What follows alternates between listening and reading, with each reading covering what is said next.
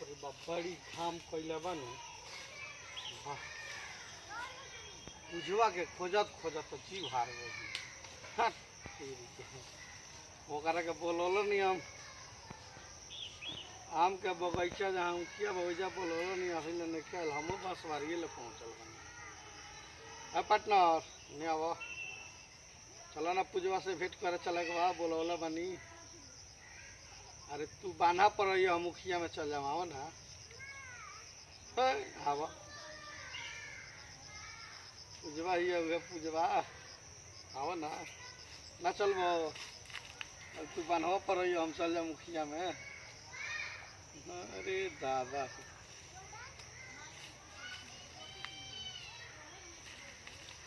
ये पूजा अरे तू एजा बाड़ू हम तारे का हुआ खोजा तरनी हो आय।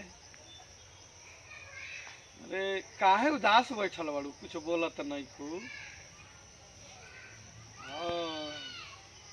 हम बुझतानी का भाई लोग ना पूजवा सुखी से बिया ना दुखी से बिया पूजवा रह दुखी में बिया आय ना सुखी में ना दुखी में पूजवा रहले रातों दिन उखी में चलवा जा भेंट करे आओ भाई चलो भेंट करे वीडियो पर तो एगो लाइक बना तानू चला।